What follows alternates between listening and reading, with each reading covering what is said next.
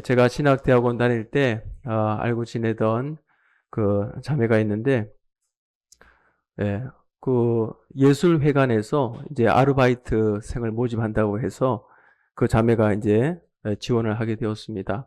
공연장 안에 이제 아마 보수공사 같은 거예요. 이렇게 그 페인트도 칠하고 다양한 그런 보수공사를 하는데 이 자매가 그 이제 지원을 했습니다. 그런데 그 공연장 안에 그 좀 규모가 있고 그 좋은 그 공연장 같았습니다. 그 무대 밑에 무대가 열리면서 그 밑에서 이제 어떤 그 기구가 올라오기도 하고 또 사람이 글로 내려가기도 하고 그런 그 큰 홀이 있는데 그걸 닫고서 작업을 해야 되는데 아마 열고 했던 것 같아요.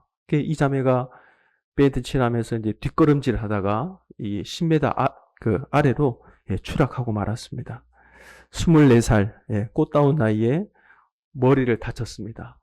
또 폐를 다쳤습니다. 장기를 다쳤습니다.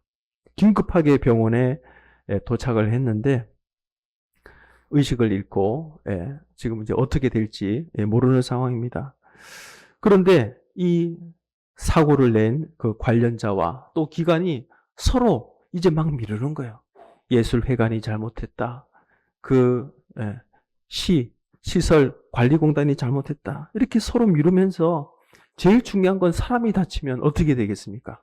병문안 가야 되는 거 아닙니까? 그죠?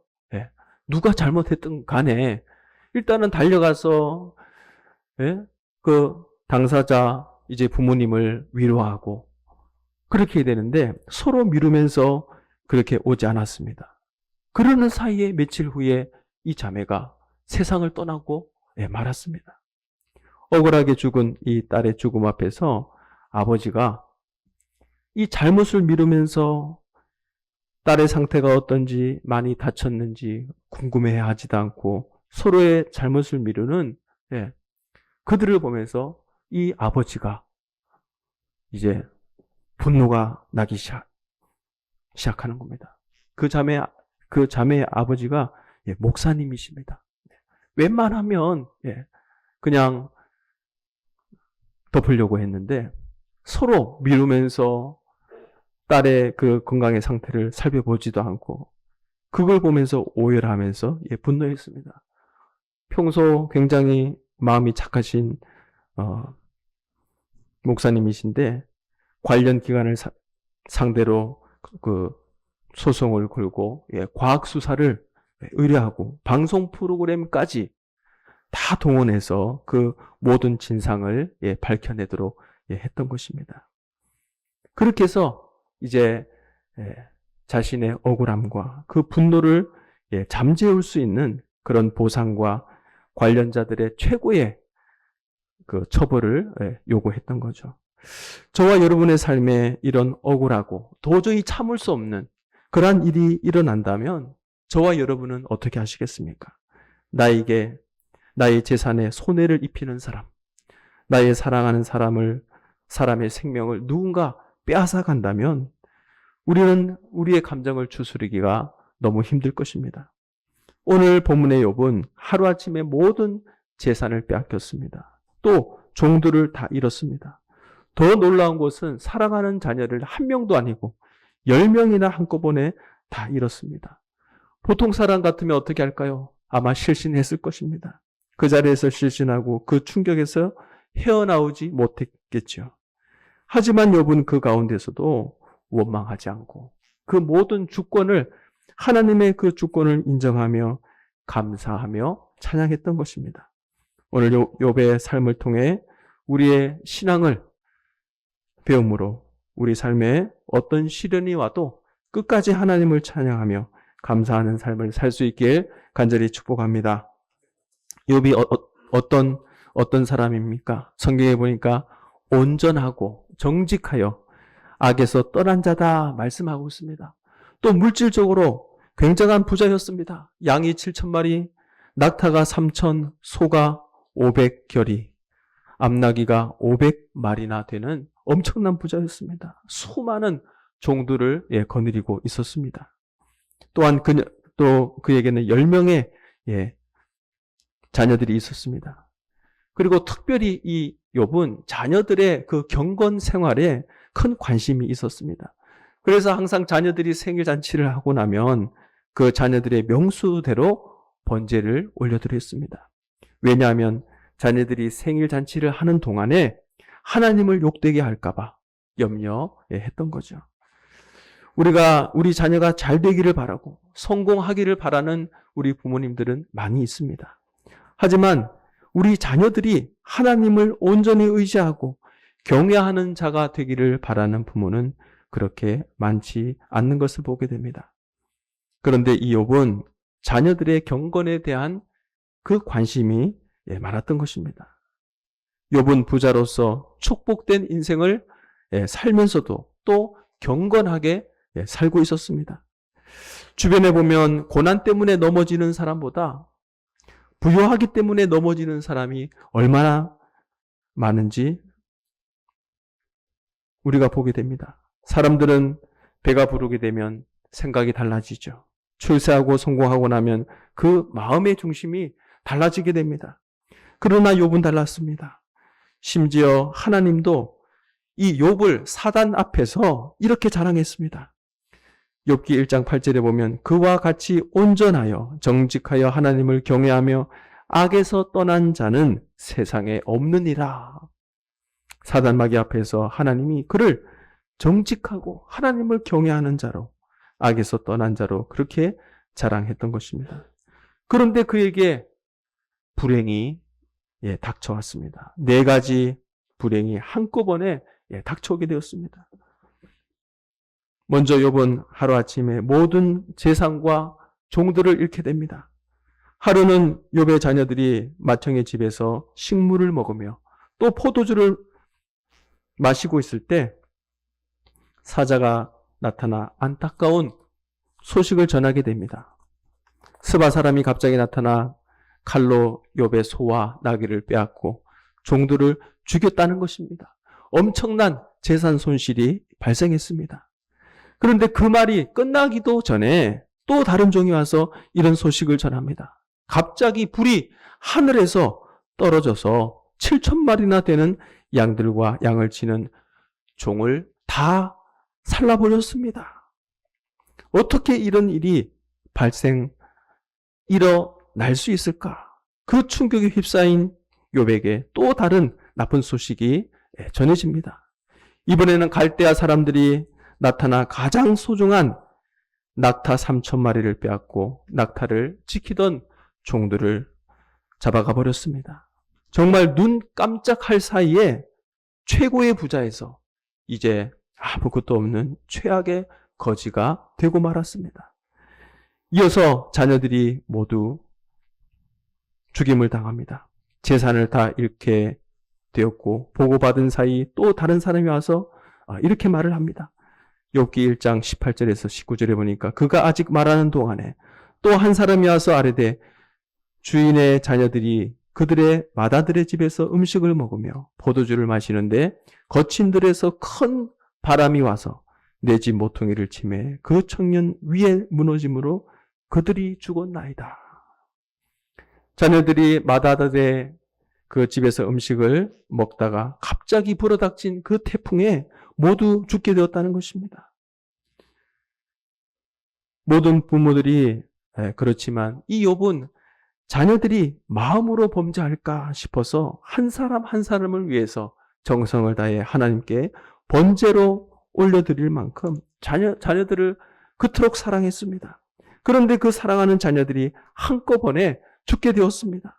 모든 재산을 잃어버린 것도 너무너무 슬픈데 사랑하는 자녀들을 잃고 이제 자신의 몸에 피부병이 생겨나게 됩니다. 욥기 2장 7절과 8절에 보니까 사단이 이에 요 앞에 물러가서 욥을 쳐서 그의 발바닥에서 정수리까지 종기가 나게 하매 욥이 그 재 가운데 앉아 질그릇 조각을 가져다가 몸을 긁고 있더니 말씀하고 있습니다. 모든 것을 잃었어도 건강만 있으면 어떻습니까? 다시 일어날 수 있습니다. 그런데 머리에서 발끝까지 온몸에 종기가 나와서 제 가운데 앉아 질그릇 조각으로 자신의 몸을 이제 긁고 있습니다. 이런 처절한 모습을 보면서 아내가 어떻게 했습니까? 아내가 욥을 보면서 위로를 해주었습니까? 당신 얼마나 힘들겠어요? 그게 아닙니다. 저주를 쏟아냅니다. 욥기 2장 9절에 보니까 그의 아내가 그에게 이르되 당신이 그래도 자신의 온전함을 굳게 지키느냐? 하나님을 욕하고 죽으라. 이게 무슨 말입니까? 당신 꼴이 좋다는 것입니다. 이 꼴이 되고도 당신이 하나님을 믿겠습니까? 이렇게 재산이 다 날아가고 살아가는 자녀들도 다 죽게 되었는데 하나님이 어디 있단 말입니까? 하나님이 어디 있다고 하나님을 예배하며 하나님을 찬양합니까? 하나님이 당신을 사랑한다면 왜 이런 일이 당신에게 일어납니까? 라는 거죠. 그래서 그 믿음을 버리고 하나님을 욕하고 죽으라는 것입니다. 욥은 엄청난 고난 앞에서 어떻게 반응했습니까? 보통 사람들 같으면 이런 어려움이 오면 아마 믿음의 줄을 놓아 버리고 싶겠지요. 그리고 어떤 사람은 폭력을 행사할 수도 있습니다. 조용히 유서를 써놓고 자살할 수도 있습니다. 그런데 욥은 달랐습니다. 같이 한번 따라할까요? 욥은 예배했다. 그렇습니다. 욥은 이 엄청난 일들 앞에서 마음이 너무너무 슬펐지만 그래도 하나님을 예배했습니다. 욥기 1장 20절에 보니까 욥이 일어나 겉옷을 찢고, 겉옷을 찢는다는 것은 최고의 슬픔을 표현하는 것입니다. 자신의 겉옷을 찢었습니다. 머리털을 밀었습니다. 최고의 슬픔, 아픔을 표현할 때 머리털을 밀었습니다. 땅에 엎드려 예배하며 가장 참담하고 슬픈 일을 당할 때 겉옷을 찢습니다. 머리털을 다 밉니다. 그리고 욥은 땅에 엎드려 하나님을 경배했습니다. 이러한 참담한 상황 가운데 욥은 하나님을 예배했다는 것입니다. 예배하는 것은 피조물됨을 인정하고 우리가 하나님 앞에 지음받은 피조물됨을 인정하고 창조주 되신 하나님을 바라보며 그 하나님 앞에 엎드리는 것입니다. 슬픔의 자리, 고통의 자리, 좌절의 그 자리에서 욥은 예배로 나아갔다는 것입니다. 저와 여러분의 삶에 고통의 자리가 있습니까? 그렇다면 욥처럼 좌절하지 않고 예배의 자리로 나갈 수 있길 간절히 축복합니다. 욥의 아내는 그 고난 가운데 그는 원망했습니다. 하나님을 원망했습니다. 욥의 아내는 변했습니다. 입술로 그리고 범죄했습니다. 하지만 욥은 범죄하지 않았다는 것입니다. 두 번째로 욥은 이러한 상황 가운데 같이 한번 따라하겠습니다. 하나님의 주권을 인정했다. 그렇습니다. 우리가 하나님을 믿는다고 한다는 것은 하나님의 주권을 인정하는 것입니다. 좋은 일, 나쁜 일, 모든 일들 가운데 우리가 하나님의 주권을 인정한다면 우리 마음이 요동칠 리가 없지요. 조그만 일도, 조그만 어려움도 우리는 하나님을 믿는다 하면서 그 일들 앞에서 우리는 흔들리는 우리 자신을 보게 됩니다. 욥기 1장 21절에 이렇게 말씀하고 있습니다. 이르되 내가 모태에서 알몸으로 나왔은즉 또한 알몸이 그리로 돌아가올지라. 주신 이도 여호와시요 거두는 이시도 여호와시니 여호와의 이름이 찬송을 받을지니라. 물론 슬프지요. 재산이 다 날아가고 내 사랑하는 자녀들이 다 죽게 되었습니다. 사람이 아니라면 모르지만 감정을 가진 사람이기 때문에 그 엄청난 슬픔 앞에 눈물을 흘리지 않을 사람은 없습니다. 하지만 욥은 인생의 원리를 알고 있었습니다. 내가 누구냐? 내가 하나님으로부터 지음받은 자다. 내가 알몸으로 나왔지 않느냐? 내가 뭐 엄청난 금반지를 끼고 나왔습니까? 엄청난 재산을 가지고 나왔습니까? 알몸으로 나와서 내가 알몸으로 가게 될 텐데 내가 지금 완전히 빈털터리가 되었습니다. 알몸입니다. 그동안 사는 동안 하나님께서 많은 것을 주셨구나. 많은 복을 누리게 하셨구나. 하나님 너무 감사합니다. 이제 하나님의 때가 되셨는지 이제 모든 것을 거둬가셨구나. 이렇게 생각했다는 것입니다. 욥은 이 사실을 알았기 때문에 억울해하지 않았다는 것입니다. 그리고 하나님을 원망하지도 않았습니다. 도리어 어떻게 했습니까? 주신 이도 여호와시요 거두시는 이도 여호와시니. 그러면서 하나님의 이름을 찬양했습니다. 욥은 하나님의 주권을 인정했습니다. 자신의 노력과 수고로 얻어진 그 물질이 아니라는 것입니다.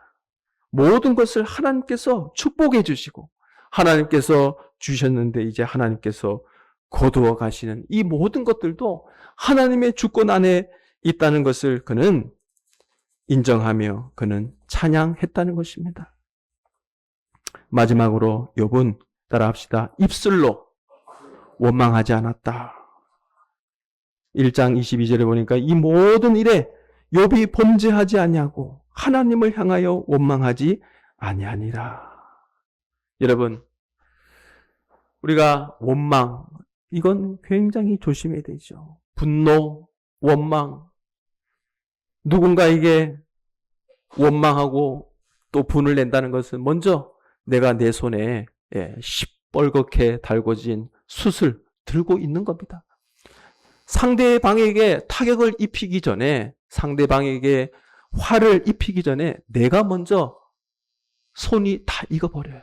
내가 먼저 해를 입게 됩니다. 그래서 우리가 분노하고 원망하는 것, 이것은 내 머릿속에서 다 지워버려야 됩니다. 원망할 일이 있습니까? 아픈 일이 있습니까? 하나님 앞에 다 맡길 수 있길 간절히 축복합니다. 모든 선악간에 심판하시는 하나님께 우리의 아픔을 아릴 수 있길 축복합니다. 아무리 신앙이 좋다 해도 하나님께서 하시는 모든 일을 따르기란 굉장히 참 어렵죠. 하나님께서 하는 그 모든 일을 우리가 알 수도 없습니다. 때로는 이해가 되지도 않습니다. 하나님, 제가 신앙생활 잘하고 있는데 왜 이런 일이 생깁니까? 그 이해할 수 없는 그 질문 앞에 우리는 답을 얻으려고 합니다. 그런데 답이 안 나올 때도 있죠. 왜냐? 그것은 하나님의 계획 안에 있기 때문입니다. 하지만 지나고 보면 어떻습니까? 아, 그렇구나. 하나님이 이래서 나에게 이런 어려운 길로 나를 안내했구나. 그것을 나중에 알게 된다는 것입니다. 욥은 슬픔 가운데서도 입술로 범죄하지 않았습니다. 우리가 입술로 범죄하지 않는 것이 굉장히 중요합니다. 자신의 아내는 어떻습니까? 하나님을 욕하고 죽으라. 범죄했습니다. 이때 욥이 어떻게 말했습니까? 아내를 향해서 욥기 2장 10절에 보니까 그가 이르되 그대의 말이 한 어리석은 여자의 말 같도다. 우리가 하나님께 복을 받았은즉 화도 받지 않겠느냐. 이 모든 일에 욥이 입술로 범죄하지 아니하니라. 사실 우리가 고날 당할 때, 이해되지 않는 일이 생길 때, 그리고 하나님 앞에 입술로 범죄하기가 얼마나 쉽습니까? 하나님, 왜 하필이면 내가 이 일을 왜 당해야 됩니까? 왜 우리 가정에 이러한 일이 일어나야 됩니까? 제가 무엇을 그렇게 잘못했습니까? 그러면서 나도 모르게 입술로 범죄할 수 있다는 것입니다. 그래서 많은 사람들이 엉뚱하게 부모를 원망하고 시대를 원망하고 남편을 원망하고 아내를 원망합니다. 욥은 고통 가운데서도 하나님을 원망하지 않고 찬양함으로 이 사단의 참소를 이겨낼 수 있었던 것입니다. 그리고 끝내 욥은 이렇게 고백합니다. 욥기 42장 5절에 보니까 내가 주께 대해 귀로 듣기만 하였사오나 이제는 눈으로 주를 배움나이다.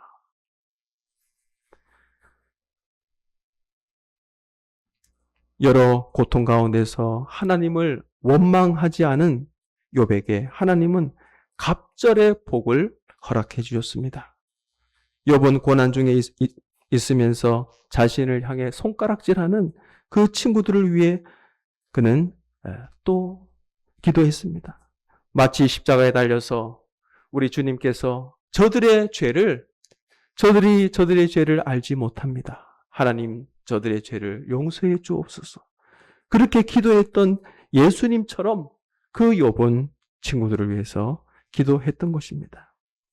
하나님께서 욥을 바라보면서 어떤 마음이 드셨을까요?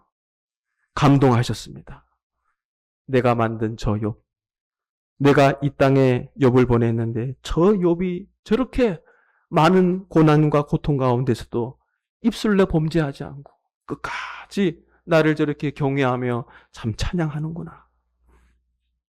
하나님께서 욥의 모든 공경을 돌이키시고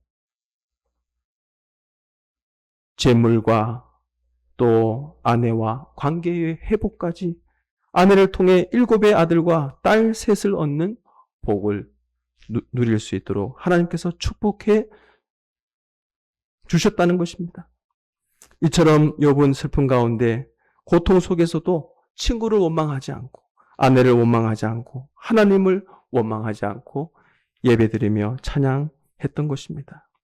저와 여러분의 삶 가운데 여러 가지 어려움과 고통을 만날 때 하나님을 찬양할 수 있길 간절히 축복합니다. 도리어 입술로 범죄하지 않고 이 욥의 고백처럼 주신 이도 여호와시요 거두는 이시도 여호와십니다 라고 고백하며 하나님을 찬양하며 감사의 삶을 살아가는 우리 모두가 되시길 간절히 축복합니다.